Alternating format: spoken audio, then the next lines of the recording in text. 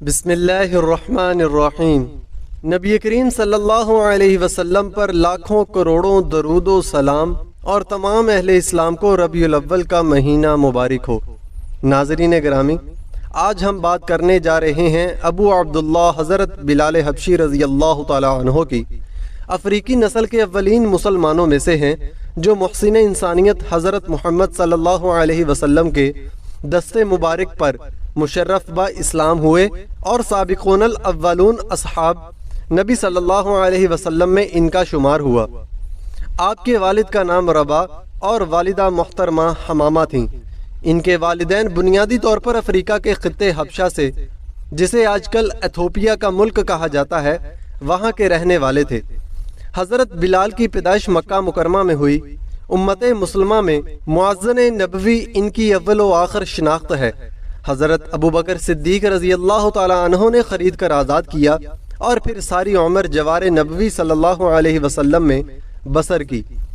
حضرت بلال رضی اللہ تعالی عنہ کو محسن انسانیت حضرت محمد صلی اللہ علیہ وسلم کا اس قدر قرب میسر آیا کہ جملہ ضروریات نبوی صلی اللہ علیہ وسلم حضرت بلال رضی اللہ تعالی عنہ کی ہی ذمہ داری تھی۔ آپ کا شمار اصحاب صفا میں بھی ہوتا ہے۔ حضرت محمد صلی اللہ علیہ وسلم نے حضرت بلال کو اولین معزن اسلام بنایا، انہیں اذان سکھائی، الفاظ و حروف کی صحیح ادائیگی کا طریقہ سمجھایا اور پھر انہیں سیر المعزنین کا لقب بھی مرحمت فرمایا۔ قریش کا ایک نامور سردار امیہ بن خلف اسلام کا بدترین دشمن تھا۔ اس کے غلاموں میں سے حضرت بلال بن ربا نے جب اسلام کی تعلیمات سے آگاہی حاصل کی اور ملاقات نبوی سے بہرہ مند ہوئے تو دولت ایمان سے قلب مبارک منور ہو گیا۔ تاہم ایک مختصر مدت تک اپنے ایمان کو پردہ اخفا میں رکھا، لیکن آخر کب تک؟ نور ایمان کی چند حیانی ہوئی روشنی نے ان کے آقا امیہ بن خلف کی آنکھوں کو اندھا کر دیا اور مصائب و آلام اور ابتلاء و آزمائش کا ایک پہاڑ ان پر ٹوٹ گرا۔ صحرائے عرب کی تپتی ریت روزانہ کی بنیاد پر ان کی میزبان تھی۔ عشق نبوی صلی اللہ علیہ وسلم سے بھرپور سینے پر بھاری بھرکم پتھر کا وزن اس آزمائش کی بھٹی میں حضرت بلال رضی اللہ تعالی عنہ کو کندن بناتا تھا اور زنجیروں میں جکڑی ہوئی رات احد احد کے سبق کو پختہ تر کرتی چلی جاتی تھی۔ کوڑے مارنے والے تھک جاتے اور باریاں بدل لیتے تھے، کبھی امیہ بن خلف اور ابو جہل اور پھر کوئی اور۔ حضرت بلال رضی اللہ تعالی عنہ کی پشت سے دروں کی آشنائی دم توڑنے والی نہ تھی۔ خون اور پسینہ باہم اختلاط سے جذب ریگزار ہوتے گئے، یہاں تک کہ رحمت للعالمین صلی اللہ علیہ وسلم تک کسی مہربان نے داستان عزم و ہمت و صبر و استقامت روایت کر ڈالی۔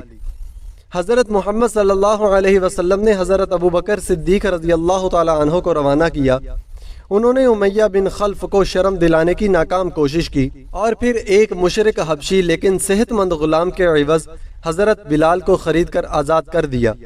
مدنی زندگی کے آغاز میں ہی جب ایک معزن کی ضرورت پیش آئی تو حضرت محمد صلی اللہ علیہ وسلم کی نگاہ انتخاب سیاہ رنگت کی حامل اس ہستی پر پڑی جس کے چہرے سے پھوٹنے والی حب نبوی صلی اللہ علیہ وسلم کی کرنوں سے آفتاب بھی ماند پڑ جاتا تھا۔ حضرت بلال فجر کی اذان سے پہلے ہی مسجد نبوی کے پڑوسی مکان جو بنی نجار کی ایک خاتون کی ملکیت تھا، اس کی چھت پر بیٹھ جاتے اور وقت کے ساتھ اذان دیتے، جس کے بعد سب مسلمان مسجد میں جمع ہو جاتے تھے۔ حضرت بلال رضی اللہ تعالی عنہ کا سارا دن رسول اللہ صلی اللہ علیہ وسلم کے ساتھ ہی گزرتا تھا۔ خاص طور پر جب مسجد قباء جانا ہوتا تو وہاں بھی حضرت بلال رضی اللہ تعالی عنہ ہی اذان دیتے، جس قباء کے مکینوں کو رسول اللہ صلی اللہ علیہ وسلم کی آمد کی اطلاع ہو جاتی تھی۔ قربت نبوی صلی اللہ علیہ وسلم کے فیض نے حضرت بلال رضی اللہ تعالی عنہ کو خازن نبوی صلی اللہ علیہ وسلم بھی بنا دیا تھا۔ چنانچہ جب کبھی کوئی سائل دست و سوال دراز کرتا تو اس کو معزن اسلام کی طرف بھیج دیا جاتا اور حضرت بلال رسول اللہ صلی اللہ علیہ وسلم کے ایما پر حسب ضرورت و حسب توفیق سائل کی معاونت فرما دیتے تھے۔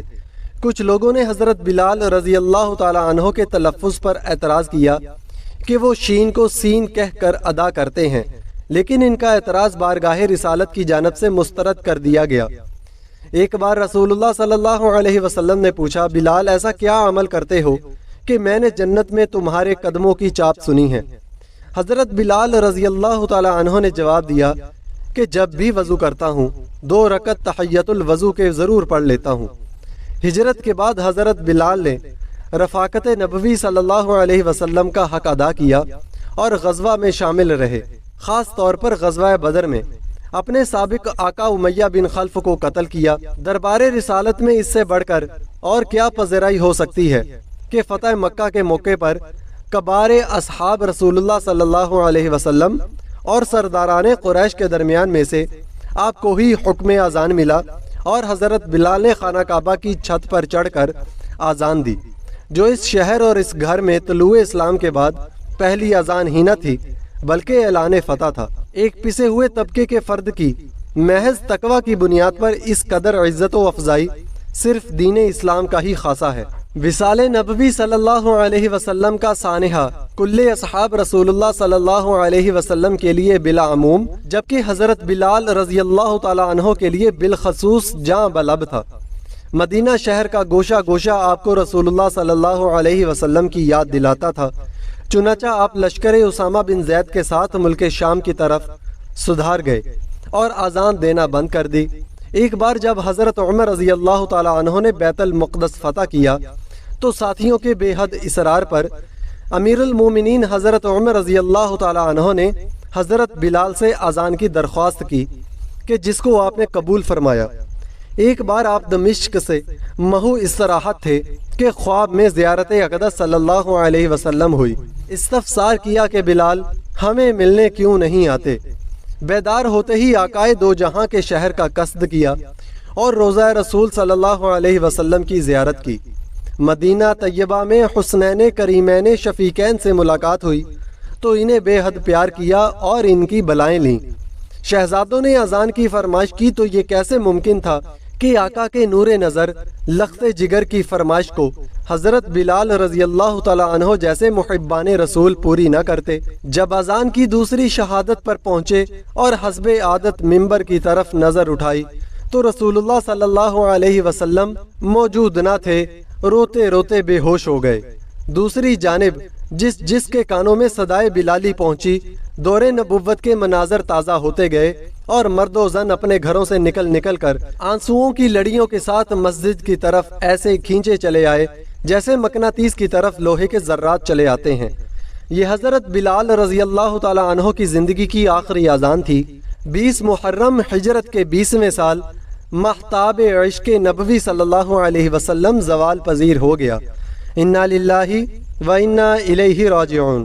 دمشق کے محلہ باب الصغیر میں آپ نے وفات پائی۔ اس وقت عمر عزیز بامطابق سنت خاص 63 برس تھی۔ 2 مزارات آپ سے منسوب ہیں، ایک تو دمشق میں ہے اور ایک اردن کے بدر نامی گاؤں میں ہے۔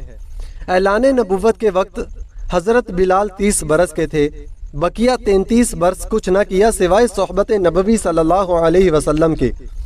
رسول اللہ صلی اللہ علیہ وسلم کے ساتھ چلتے رہتے تھے، اور جب آپ صلی اللہ علیہ وسلم اپنے گھر تشریف لے جاتے تو حضرت بلال رضی اللہ تعالی عنہ باہر بیٹھ جاتے۔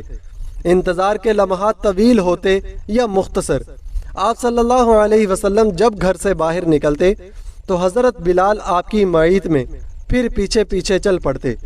یہ 7 روزے محشر بھی قائم رہے گا، اور جنت الفردوس کے دروازے پر جب اگلی پچھلی امتوں کے افراد منتظر ہوں گے کہ کب خاتم النبیین تشریف لائیں اور سب سے پہلے انہی کے لیے جنت کے اس خوبصورت ترین حصے کا دروازہ کھولا جائے، تو میدان حشر سے سب سے آخر میں روانہ ہونے والے خاتم المرسلین صلی اللہ علیہ وسلم جب جنت الفردوس کے دروازے پر پہنچیں گے تو اپنی اونٹنی قصبہ پر تشریف رکھے ہوئے ہوں گے، اور اونٹنی کی نکیل حضرت بلال رضی اللہ تعالی عنہ نے تھامی ہوگی۔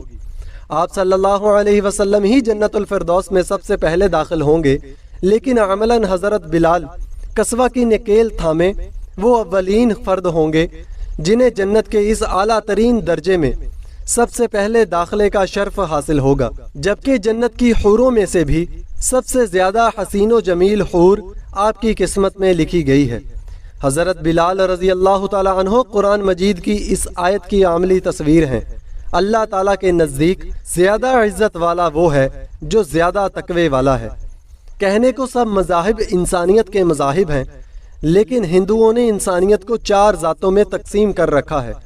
وہ عورت کو گائے جیسے جانور کے برابر بھی عزت نہیں دیتے۔ یہودی کسی دوسرے کو اپنے مذاہب میں داخل نہیں ہونے دیتے، الا یہ کہ وہ یہودی نسل سے ہو۔ مذہب عیسائیت دنیا کا سب سے بڑا مذہب ہے، اور اس مذہب کے ماننے والوں کی اکثریت افریقہ اور ایشیا سے تعلق رکھتی ہے، لیکن گزشتہ 2000 سالوں میں عیسائیوں کے سب فرقوں کے پوپ صرف یورپ سے ہی وارد ہوئے ہیں۔ ان کے نزدیک صرف گورے ہی اس منصب کے اہل ہیں، جبکہ انسانیت کا دین صرف اسلام ہی ہے، جس کا پہلا مؤذن افریقہ جیسے پسماندہ خطہ اراضی کے بھی انتہائی غربت و افلاس اور قحط زدہ علاقے ایتھوپیا سے تعلق رکھتے تھے، اور مروجہ مراعات شرف و برتری کو بالائے طاق رکھتے ہوئے رسول اللہ صلی اللہ علیہ وسلم نے ان کی عزت و افزائی کی انتہا میں انسانوں کو درس انسانیت یاد دلایا ہے کہ کل انسان ایک ہی ماں باپ کی اولاد ہیں۔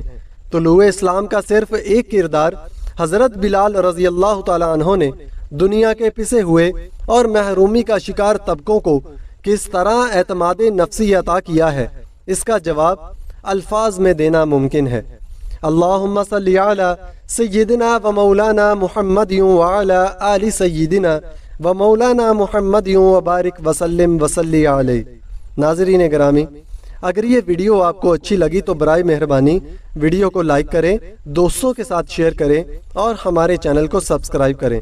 ساتھ ہی ساتھ بیل آئیکن پر بھی کلک کریں تاکہ ہماری ہر نئی آنے والی ویڈیو کا آپ کو نوٹیفیکیشن ملتا رہے۔